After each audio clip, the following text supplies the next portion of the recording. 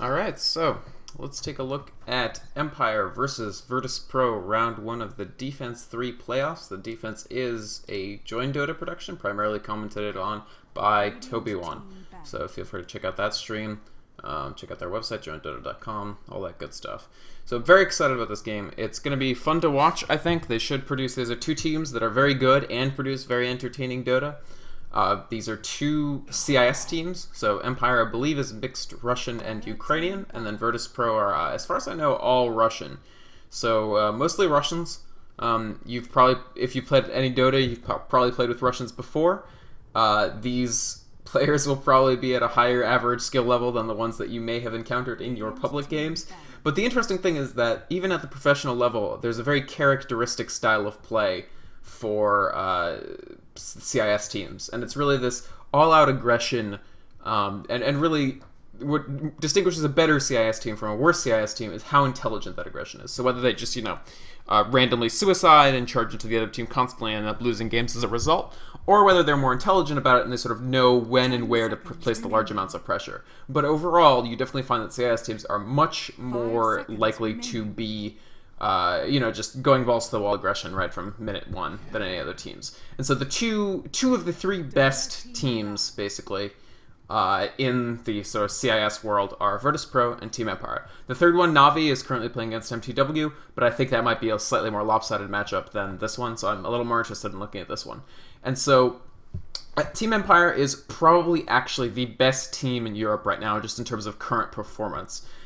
It's hard to say what sort of the ceiling of performance is, since quite a few of the teams in Europe are so good when at their best that they could sort of beat anybody. There's an interesting situation in Europe now where basically the top few teams each can beat each other on any given day, really. But the team that's generally regarded as the best in the West, Navi, has been on sort of I wouldn't call it a slump per se, but they've been focusing a little less on the game, sort of taking their off-season easy before it really becomes time for the major tournaments with the International, with DreamHack Summer. So their performance hasn't been quite up to their usual standard lately. When they're on, we generally see them beat Empire fairly handily. But currently, they're maybe not at their 100% full strength. And we'll see if, as we get further in the defense playoffs, Navi really sort of pull off the same high-level play. So right now, Team Empire, the best team in the West, they have beaten Virtus Pro in almost all of their engagements, including in the Premier League playoffs. They sort of blanked them twice. They were in the winners' finals, and they blanked them, and then Virtus Pro came back for the grand finals, and Empire blanked them again. So hopefully Virtus Pro will be able to at least take a game of them this time. Virtus Pro is a very strong team. They when they're playing well, they can take games, again, off of almost any other team. And so we sort of have the second or first and the third-ish best teams in Europe sort of facing off here. And it'll be very interesting to see, in addition to just the general aggression that we can expect from this game. I want to point out a couple of things already. We have this Lone Druid ban from Team Empire. We don't usually see Lone Druid valued this highly as a ban. VP does run Lone Druid fairly frequently, and this might be a thing where Team Empire chose to ban Lone Druid because there's a lot of heroes that frequently get banned that they wanted to pick up. Then we see Empire take the Wisp. Almost every player on Empire we've seen play very, very well in this Wisp, so we'll see who actually ends up going up on it. And Wisp is frequently paired up with Chaos Knight. So Empire is looking to win in that early to mid game when that Wisp hits 6. The Chaos Knight is doing very well. They'll probably have Blow Your Brain on this Chaos Knight, and he can just completely demolish games in the mid game if not kept in check. You really just, as soon as the Chaos Knight is sort of ready to go and he has his armlet, and as soon as the Wisp hits level 6, no place on the map is safe, and Empire can take the game right there. And in fact, time and time again, we have seen Empire take the game right there. They'll just completely take it over with the Chaos Knight and make it impossible for the other team to sort of get any sort of foothold. Now, Virtus Pro, it has to be said, has some good pickups as well. They already have this Keeper of the Light, probably the second most valued support in the game currently, behind the Nyx Assassin who got banned out.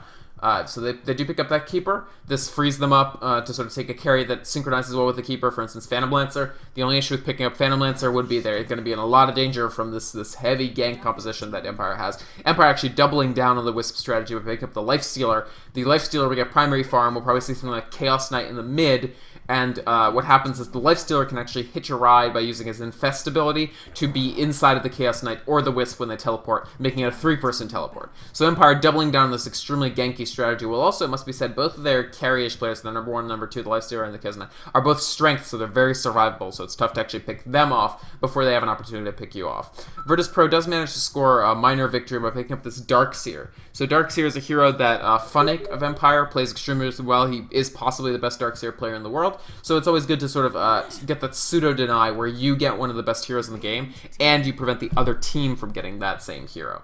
So a good pickup on this Darkseer. Virtus Pro actually choosing to ban out Queen of Pain, which I find somewhat interesting.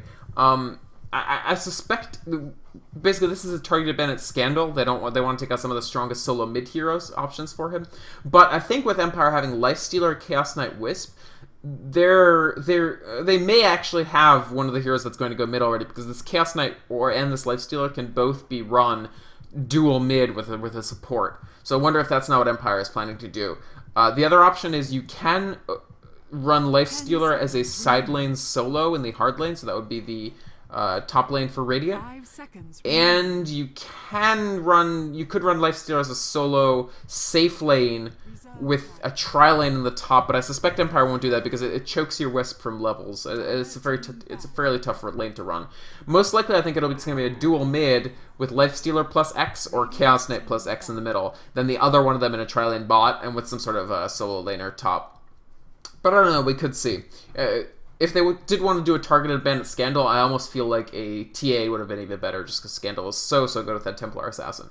But maybe they feel like the Queen of Pain fits into this global strat better, but just because she's able to get around so quickly with her blink. Empire actually taking out so Enigma, so that for that big team fight that also goes through BKB, and they take out Undying just for general team fight ability to clog it, ability to really slow down these melee heroes that need to get to their targets, and they take out the Bounty Hunter. So that's actually an interesting choice, because depending on what Virtus Pro actually plan to run, they have their side lane solo hero as well, although they could run Darkseer mid depending on what Empire picks up, especially if Empire is planning to actually end up running one of these guys as a solo and picking up the Templar Assassin. That would rotate the Darkseer from Virtus Pro to the mid, and that would mean that they do need to pick up a solo lane hero. So you do see that 2 of the solo lane options are taken out. Undying is not a tremendously strong solo laner, but we have seen it happen, and Bounty Hunter is taken out. Virtus Pro, meanwhile, extremely interesting bans coming out from them. So the Nature's Prophet, who we don't see that often lately, but he is also part of a Team Global composition, so to speak. So both Queen of Pain and Nature's Prophet are able to bound large distances. Queen of Pain with her blink, and Nature's Prophet with his teleport. So they could really get anywhere on the map and start threatening. So it would be Virtus Pro sort of trying to make sure that these Chaos Knight, Wisp, Lifestealer relocates don't actually end up just blowing out their entire team by adding additional Nature's Prophet pressure onto them. And just the Enchantress, so additionally taking out a little bit of push potential. I don't really see Empire's composition as that push heavy, but definitely they could pick up free towers with Enchantress while threatening the rest of the team with the Chaos Knight, Lifestealer, Wisp. And Empire picks up a Puck, and Virtus Pro actually takes a Bane, so the Bane will be their second support. Russia teams like Bane more than most because he's so ganky. He's one of the gankiest supports you sort of have. As soon as he hits level 6, this Fiend's Grip is a 5-second disable, and the Nightmare is an up to 7-second conditional disable. So, that Bane is just very, very, very able to disable heroes. The other great thing about Bane, we're going up against Lifestealer here, who has passive magic immunity. Bane has 2 spells that ignore magic immunity, so his Enfeeble will lower the physical damage of the hero, regardless of whether he's magic immune or not. And the Fiend's Grip will do its disable, regardless of whether the hero is magic immune or not. So Bane definitely has strong pickup. Meanwhile, Empire actually does decide to pick up the Puck. So they have this Puck, they have this Chen, and so that fills out their support roster. The Chen gives them additional early game presence. Empire definitely looking to win early, although they do have late game potential with the Lifestealer, especially depending on what lane they end up putting him in. And 10 seconds remaining. it's and then the Puck is going to go up in the middle, so that's interesting. I don't know if they'll actually go for something like Puck. No, it's going to be Puck in the middle, and then Chaos Knight, Wisp, Chen as a tri-lane, safe lane, and then Lifestealer as the side lane solo, it looks like. So that'll be interesting. Lifestealer is an interesting side lane solo. He is able to get away from gank attempts just by popping rage and running away, but it's pretty tough for him to come up to the lane and get that many last hits, depending on what the opposing tri-lane is. But I think against Keeper of the Light, Bane, Gyrocopter, it's going to be difficult for the Lifestealer to get too much farm. I think they know that, and I think they're okay with that, but it'll be interesting. They do have some other lane options, but I'm not exactly sure what they'll actually end up running with. Definitely, Chen is non-optional jungler, so Chen has to be in the jungle. He can't really do anything else. There are the Battle Chen builds that people do in public games, but that's not going to happen here. That's not going to happen. Windrunner at your service. So, Meanwhile, the Windrunner, so Virtus Pro fills out their composition. They're actually going to put up... They have two options. They can put Santa on the Starkseer in the middle, and then the Windrunner Sadlin solo, or vice versa. I think most likely it's going to be... Oh, I gotta turn off spectator chat ASAP. Sometimes you get people doing likes and dislikes before the game even starts, and I really don't like that because it's a bad signal. Like, how would we know whether the game was good or not before the game even begins? I mean, you can just judge the draft, but I don't know. It's a fine draft. It's a good draft. Some interesting heroes. So it looks like Virtus Pro are actually going to try to get a level 1 gank. So whenever you see teams clumping up like this, sending all their players sort of one lane, what they're really going for there is they're going to try to pick up a gank. Are any of them holding smoke, or are they going to just try to use the element of surprise straight up? It looks like no smoke. So yeah, they're just going to wander into the jungle here and try to get a pick off. I'm lagging a little bit. I think it's because I have too many windows open. Let me pop some of these windows. Windows popped. Alright. So this should definitely be a good game, by the way. I'm excited to see if what Virtus Pro is able to pull out over Empire. In this game, the main thing that you have to be scared of if you're a VP is if the Chaos Knight gets pretty safe farm early and the Wisp is able to hit level 6, they can jump on any of these heroes from VP. VP are going to have a very difficult time defending the hero who is targeted. The only one who really has a chance is Darkseer, and even then he doesn't have much of a chance to survive that. So the Gyrocopter, he's a great carry option. He's very, very strong, but he does get picked off. So they didn't choose to try to go for a 5-on-5 fight. They actually are in here just to plant these counter wards, try to lock this jungle down from Chen. Check out how non-traditional these ward positions are. So there's this interesting metagame where it's the ward, counter ward, counter ward metagame, which is that you have a limited supply of observer wards. You only get 4. And you have an unlimited supply of sentry wards. You get as many as you can afford the money for. Obviously, teams, that's not really unlimited because there's only so much gold that you can spend on sentry wards before it just becomes ridiculous. But the positioning of your observer wards is important because you want to block as many creep camps as possible, while at higher levels also not making it predictable for where your observer wards are. So, for instance, for Dire, they can put an observer ward right here, and it blocks this camp and this camp. This is called the magic shrub, the magic bush right here. But if they place one here, so at low to medium levels of play, this is basically the ideal ward spot. Because it blocks 2 camps, it's the only spot here that really blocks both of these camps, and it's just great. But at higher levels, if the opposing team sees that you're blocking this camp and this camp, they will predict that you're warding here, and they will put their counter ward somewhere around here. And then they'll immediately see it and clear it out, and then it's like your ward was for naught. So you see the Virtus Pro instead are putting their wards in non-traditional, so other traditional locations. You can put one here, you can put a ward here, you can put a ward here. So all these traditional locations you can sort of counteract by putting your counter ward in other places. And you can see VP continuing to do very, very aggressive warding. They actually use these illusions to make it seem like they're blocking the spawn with the illusion, but in reality they're blocking the spawn with this sentry ward here, which will cause this not to be able to be stacked. I mean, Chen doesn't stack it anyway, but yeah, if he were planning to. So KSI and Kysuke, so Bane and Keeper of the Light, just already harassing this Chen. They seem to be taking the early game tack that they're just going to make sure that Chen does absolutely nothing. And it is going to be fairly difficult for Chen to produce very much, considering almost all the creep camps are blocked off here. There's just this one up here, and this one down here. And actually, they're blocking this one too. Wow. Virtus Purge is going all in on making this Chen's life completely miserable. He doesn't actually pick up the last hit there, and he doesn't get the last hit on the Centaur either, because Goblack on this Chen actually mind controls a different creep just to make sure the Keeper of the Light actually doesn't get the last hit. So very, very high level play there.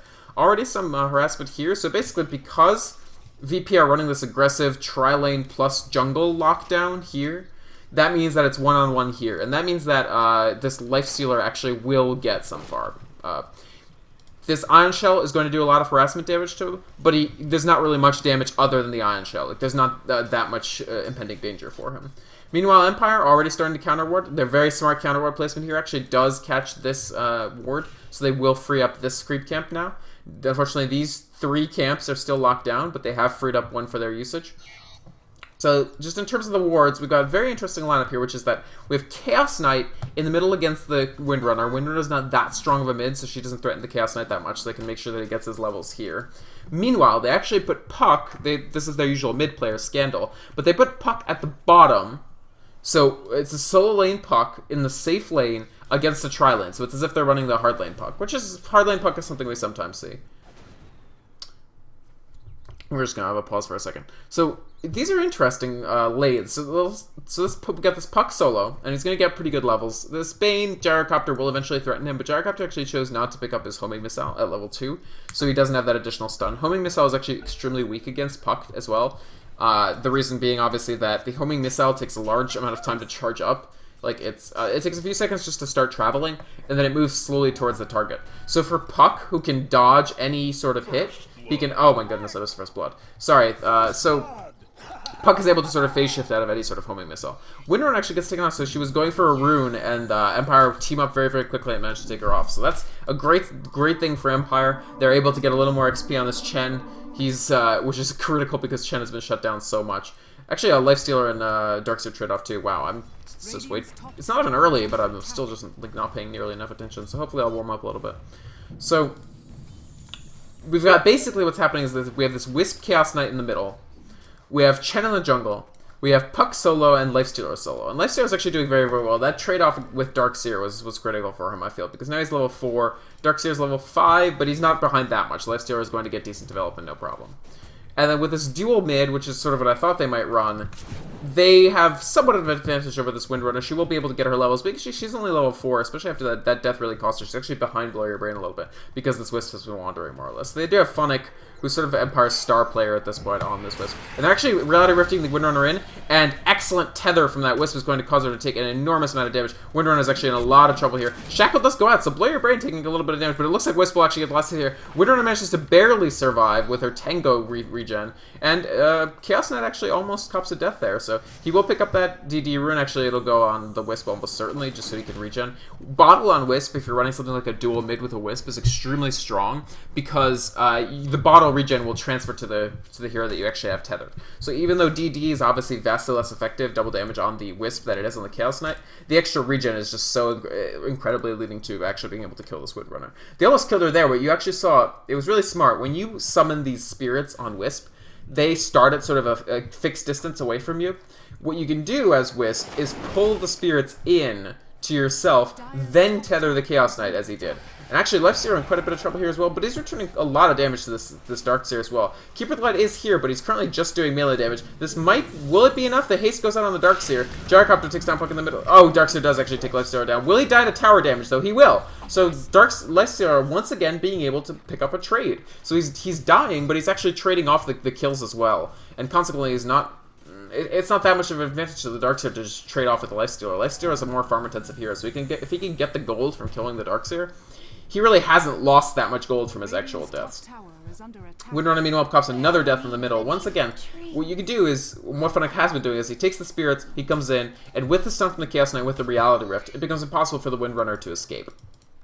So they've rotated this Keeper of the Light here because they can no longer effectively deny Chen in the jungle. Now, they did a really, really good job. He's actually only level 4. Sometimes you see your Chen higher level by now. Continuing to harass this Lifestealer, they really want to shut down Lifestealer as much as possible. And if we look at the creep kills, Lifestealer is actually doing perfectly fine. He's got 20 last hits to Darkseer's 26, which is not substantially better. Darkseer just going for maximum harassment potential at this point. Actually, is this going to be another death? Actually, Darkseer right on top of him, and the Keeper of the Light horses come through, and it's enough damage for the Darkseer to sort of kill him without any sort of response. Scandal, meanwhile, he's doing okay in the solo lane. He only has 4 last hits because, again, going up against Gyro can do quite a bit of damage to you. The fact that he's gone this heavy flat cannon makes it harder for this Puck phase shift to actually prevent him taking damage. If he were just going, Rocket Barrage, Homing Missile, Puck can avoid almost all of that damage. But with Flat Cannon, Puck can only phase shift only every so often, and if you're Flat Cannoning, he's going to cop a little bit of harassment. You can see this is Gyrocopter is going the heavy carry with the Phase Boots composition. Bane, meanwhile, just pick a very standard Bane build, 1 in Nightmare, 2 in Brain Sap. That's sort of what we would expect Bane, no matter what lane he was in here. Maybe if he was up against the Lifestealer or something. Lifestealer coming back in, meanwhile. VP already doing quite a bit of pressure on this lane. Darkseer feels confident now that he has level 4 Ion Shell that he's able to harass this Lifestealer a lot. He's now 2 levels ahead, and he can just sort of sit on top of the Lifestealer and do a lot of damage to him with his Ion Shell. So, certainly true, as you can see, he's been able to do quite a bit of damage. But still, at this point, we're mostly tied up, and we still haven't seen sort of Funnick's Wisp hit that level 6 critically. We've got 3 smokes back here, so what Empire are looking to do is lure VP to finish this tower and get a free kill on the Lifestealer, and jump on them with these multiple heroes. Empire are actually charging ahead. They are going to try to pick off probably the Darkseer under the tower, but they're still smokes, they're still hunting. Now, I wonder if Darkseer smells a rat. No, Santa's just sort of sitting... He's sitting in a fairly safe, defensible location. But there's 4 Empire heroes up here. It'll be interesting. They are going to keep hunting, so now they're looking for Keeper of the Light here, who's meanwhile doing jungle camps. This is one nice thing about Keeper of the Light as a support. He can actually farm the jungle once he gets a few levels of Illuminate. So Empire, actually, this gank has not been useful at all so far. The one nice thing is that they're getting a lot of gold for this Chaos. Actually, he's missing all the last hits. They're getting a lot of gold for this Chen, which I guess is good, by farming the stacked jungle camp there for VP. Wonder if VP sees or even knows that Empire are completely rampaging in their jungle. You see they actually put the Sentry Ward down here just in case there's a counter smoke of some kind. Or if there's a smoke on the Lifestealer later, they'll see it. They are going to jump in on this Windrunner. Windrunner will try to get away. Doesn't look like she will. She cops just an enormous amount of damage. The 4-second stun from the Chaos Knight is enough to do so much damage to her. But Keeper of the Light and the support in from the Bane actually manages to take, and they lose Wisp. So their first unsuccessful gank of the game as the Wisp actually picks up a death, and Chaos Knight sort of has to run for his life. I was wondering why he was running, but it made sense, actually. With the Bane and with the Keeper of the Light in there, it was going to be difficult for them to actually get that kill on the Windrunner, and they end up losing the Wisp as well for their troubles. Still not level 6 on Funix Wisp here. He did have to do pure support early. It's fine for your Wisp to sort of be a little behind, but you do want to hit her to hit level 6 in time to get the Chaos Knight moving around. Basically, as soon as Chaos Knight is 8 and Wisp is 6, you are at your ideal killing potential. Because, actually, interesting that it shows phase boots for this Chaos Knight. This is a very, very unusual boots pickup for CK because he's already so fast that it's rare that he doesn't want the attack speed from the power treads. But the reason they actually took it, and they're just going to harass Lifestealer, good Fortify here. I wonder if VP know that they need to pull back. Yeah, they do need to pull back because Chaos Knight and Wisp are just running in here as soon as possible. The reason they took phase boots on the Chaos Knight, and additionally, Tether gives you 20% movement speed as well. They want maximum movement speed on this Chaos Knight. He has 516 movement speed with phase boots activated and with Tether. And what makes this so good... Excuse me. They pick up a deny as well with the Lifestealer because the tower was just at so low hit points. The reason they want maximum movement speed on this Chaos Knight with the Tether is because VP has 2 heroes who will essentially move at maximum movement speed away from him. So we've got this Windrunner, once her Windrun maxes out, will move at very close to maximum movement speed with her boots. We've got this Darkseer who gives any of their heroes full movement speed haste for a very long time. It's already at 4.5 seconds and it maxes out at 7.5. And so if you're a chasing killing composition like the one Empire has, you need to be able to catch those heroes to actually kill them. And if you can't catch them, I mean, you won't kill them, basically. Consequently, that's why they've chosen this phase boots, and this is a very inspired choice. This is something that a lot of teams will sort of just build whatever they usually build on the hero, and it's really a great team like Empire that's able to say, what are our specific needs in this game, and how can we fulfill them through every sort of aspect of what we do, including our item build. A lot of damage going out on Blow Your Brain, though, from that Keeper of the Light Illuminate. Virtus.pro doing an excellent job of zoning with this Coddle. He's done such a good job of actually like hitting Empire where it counts and sort of pulling back a gank or pulling back a fight. And this means that their Gyrocopter is free to farm. He's actually behind on farm relative to the Lifestealer because they really had to let up the pressure with this Darkseer once Empire started doing roaming ganks. So this Lifestealer is actually, at this point, the most farmed person on the map, not to mention that he has a Midas. So this is a big loss for VP. The fact that this Lifestealer is not effectively tied down, he does have 3 deaths, and yet somehow he's the most farmed person on the map. This, I have to say, the Gyrocopter isn't getting quite as much farm as we would expect from someone who had an essentially completely uncontested lane relative to the puck. So a little bit of the ball dropped from Gyrocopter here, but nonetheless, he's falling behind in farm relative to a Lifestealer who had a solo lane, so he's higher level. He's almost level 9. This Gyrocopter isn't even level 8 yet. Additionally, the Lifestealer has Midas, so he's getting more equity from his farm in addition to having more farm. And so, I don't know. I mean, the plus side is that this puck has been held down. He's only just barely level 6. But a big gank coming out potentially on Gyrocopter here. This Gyrocopter is already running away, but will the Chaos Knight run in? He's actually safe under the tower. So once again, they're just the time from the Chaos Knight. They actually find Bane in the jungle here. But 2 hits from the Gyrocopter nuke will come out. Puck copping a lot of damage. Wisp runs in. The Bane is actually still alive somehow, and they lose the Puck and the Wisp already. And Blow Your Brain has a lot of trouble here. The Gyrocopter damage going out on him. He might be able to pick up this Keeper of the Light. He does get him with the stun, but Chaos Knight goes down as well, and it looks like the Windrunner will pick up a double kill with his power shot. So Windrunner takes a double kill. Empire lose 4 heroes for the cost of 1 Keeper of the Light, and at this point they had better hope that this Lifestealer gets a lot of farm quickly, because otherwise Empire is starting to be in a lot of trouble here. Puck actually coming back, going to try to defend this tower. The good Illusory Orb there hits 3 heroes. It's the Bane, the Gyrocopter, and the Darkseer. And really good poise from Virtus.pro there, actually keeping all their heroes alive, making sure that nobody died, especially the Bane, who got jumped on by the Chaos Knight and the Wisp and the Puck. I really thought at least the Bane would die, but he didn't. Lifestealer, however, let's keep in mind, his net worth is getting up there. He's gone ahead of the Gyrocopter just because, you know, he's already had 2 or 3 Midas activations. I think 3. And so a lot of damage coming out from him. Windrunner picks up a DD rune. Let's take a look at what's Windrunner at. So 37 last hits, actually a little better than Chaos Knight in the middle, considering Chaos Knight received help. But again, Empire have just not been getting the ganks so far. This doesn't mean that they won't. So don't count Empire's ganks out by any stretch of the imagination. They do have this Wisp. They do have the capacity to relocate. At any point, they could turn the spigot on and sort of start doing a lot of damage. But you can see VP is doing the anti-Wisp thing. So they've got 4 heroes completely clumped up. They're just going to try to take towers, get safe development on the Gyrocopter, and shut down this Chaos Knight Wisp engine by never allowing them to find one of them alone. Now, this is a double-edged sword in some respects. You will not lose to the Chaos Knight Wisp. Like, you will not take the damage from the Chaos Knight Wisp. But Empire, being, you know, smarter than your average team that just does the Chaos Knight Wisp combo, wow, the hasted Darkseer coming through to do the ultimate, to the haste, sorry, the haste on the Bane allows them to get the ultimate right on Puck, and a lot of damage going out. Actually, the Lifestealer walks into his immediate doom. Empire lose 3.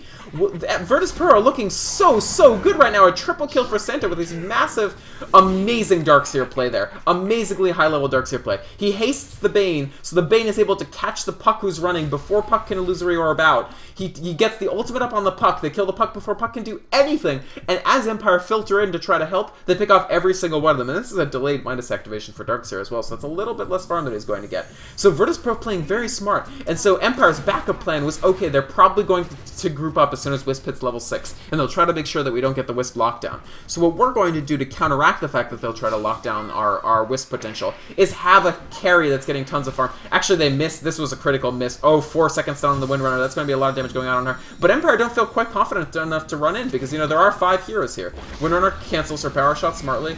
And a lot of damage going on both teams. Chen in a little bit of trouble here. He's taking damage from this Darkseer. He does use his ultimate to heal, but it's not enough to save Wisp or Chaos Knight. So this Chaos Knight is doing nothing so far. This is Empire's almost patented Chaos Knight Wisp strategy, and it's not working in any respect right now. The Lifestealer, they're still trying to chase down some heroes. But again, the Darkseer has just pure, such ballsy play from this Darkseer. He never leaves. He's always in there.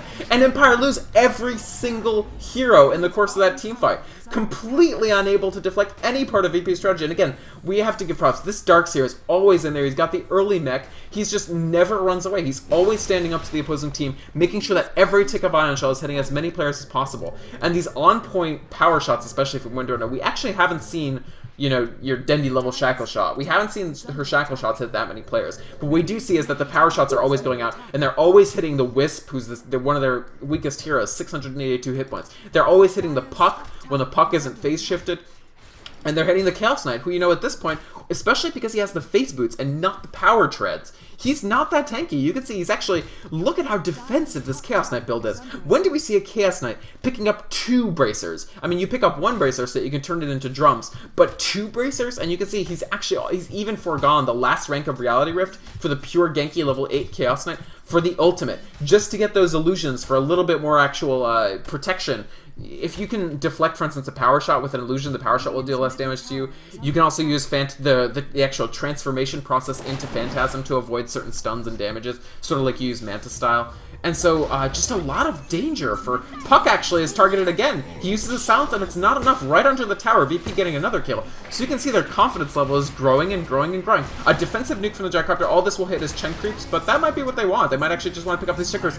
Wow, a big Bane Brain Sap. You can see he's level 9. He's actually mostly stats his ultimate and his Nightmare. And they get Blow Your Brain again. He gets picked off by the Bane ultimate. This Bane is doing work, we have to say. 2 kills and 13 assists. A shocking amount of assists on this Bane. We can see he's actually not even gone the pure mana Bane. He just has the power treads for a little bit of tankiness, stay in those fights. Do they have any arcane boots? Do they have 0 arcane boots? They do, because they're using the Keeper of the Light. The Keeper of the Light has this maximum chakra magic, and he's just spreading the love to every single member of the team, making sure that their mana stays enough to win fight after fight after fight. And so Empire are in sort of panic mode at this point. They're just trying to get the farm of the Lifestealer if they can. He has his power treads. He's on the way to his armlet or whatever he actually decides to build. He might have to build a very, very aggressive build. But I think he'll still go armlet. Armlet is going to be key. Virtus Pro is knocking on Empire's front door here. They've taken such a commanding lead in this fight. Blow Your Brain actually runs in. They want to take down Santa. This is brilliant. 4 second stun on this Darkseer is critical for them. And actually, as soon as Gyrocopter comes in, he gets taken down by the Lifestealer. But he gets hasted out. So VP will pull back sort of from the brink of possible disaster there. Very, very smart. I'm surprised that they didn't take this Darkseer down. Look at this Blinker on this Darkseer. What an unusual build. What clever builds coming out from both these teams. And the Darkseer blinks in to get that vacuum off. And they jump in on Santa again, but he somehow survives, and they pick off Lower Brain.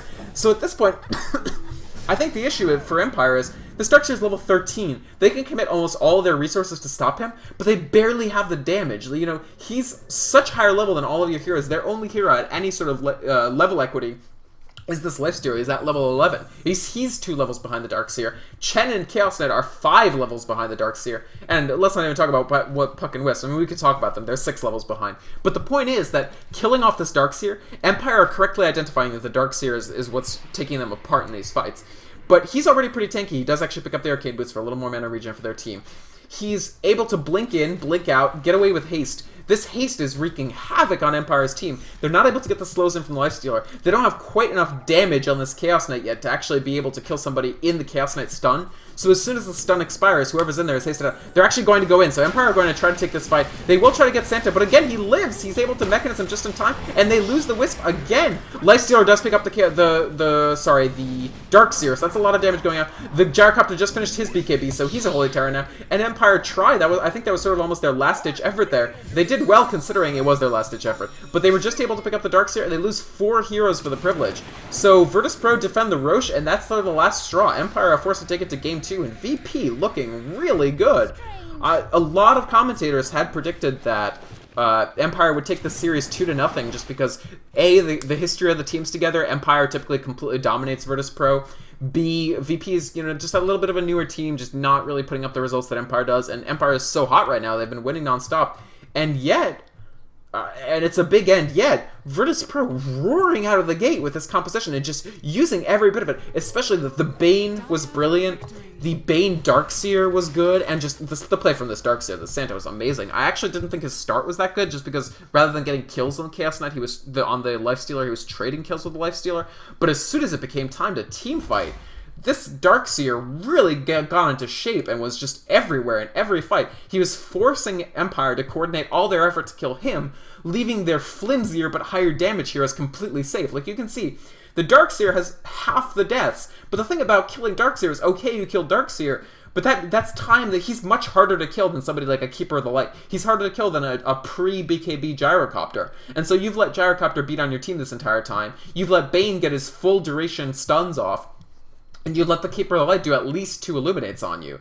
So Virtus.pro are able to just completely take apart Empire in that respect, just because as soon as the Chaos Knight Wisp started being even vaguely dangerous, Virtus.pro clump up and they push very aggressively.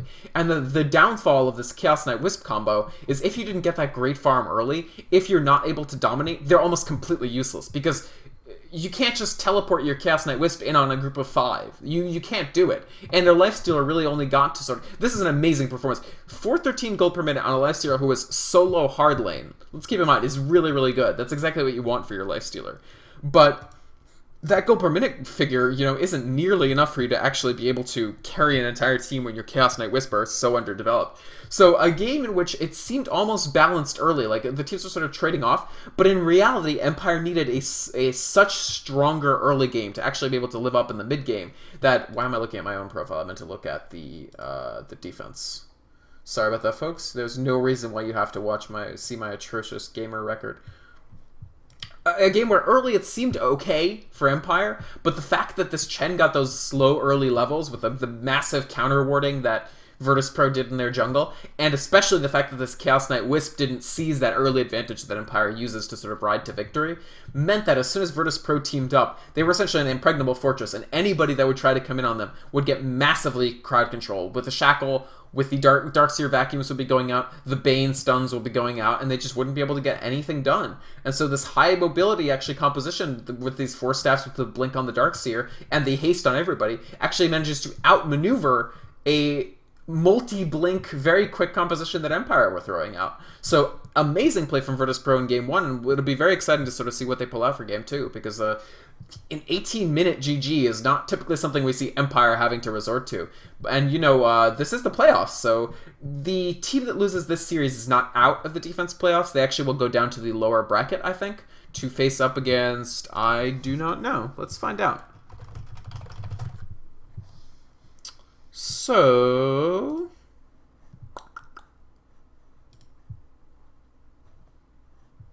let's take a look, shall we? So we have Empire VP, is what's going on right now. And then the losers will drop to... I think it would have to be... I don't understand how this works. I think it'll be for 4FC. So 4 France Pastrelli will be facing up against the loser of Empire VP. And then the winner of Empire vs. VP will go up against the winner of EG Fnatic. This is going to be a really good game too, by the way, guys. I don't know if I'll actually be able to commentate this. It is, what, Sunday? We'll see if I'll be around for this, but certainly you can look at the Join Dota stream. This will be definitely a good game. Actually, all of these, with the possible exception of 3D Max No Talent Hunter, because No Talent Hunter will almost certainly roll 3D Max. Sorry, 3D Max. But Mao's Dignitas will be an amazing game on the 6th. EG Fnatic will be really, really good. I don't know what this is. I don't know why there's a question mark here. This, I don't really know about this game either. DT has been very, very good lately. They're actually on a pretty hot streak. So I would expect most likely they might beat Absolute Legends, but I don't know. And then Na'Vi against the loser of this is something to watch, absolutely. Oh, sorry, it's not going to be Na'Vi against the loser of this. Na'Vi against the loser of Fnatic EG will be good. A lot of good games. This is going to be a really good playoff series, honestly. It'll be exciting to watch. But at any rate, so if you lose, if Empire lose this, and I don't want to go that far, because, you know, they could easily take the next 2 games and take this out. Let's not start writing our obituaries for Empire just yet. But if they do lose, they're not out by any means. I think Empire went into this tournament, go into these playoffs almost being the favorites. Actually, they probably are the narrow favorites to take the whole thing. But definitely looking not impregnable in this first game against VP. I'm going to take a quick break. We'll be back. I might actually have to hop out midway through the cast of round 2 just because I have actual work. So we'll sort of see when that round actually starts up. Is it already starting? I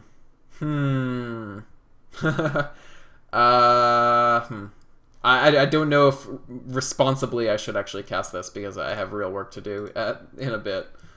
But yeah, I'll start it up, and I might just have to take a break in the middle. And I won't put game 2 up as a VOD because I'll just sort of leave you guys up to your own recognizance in game 2.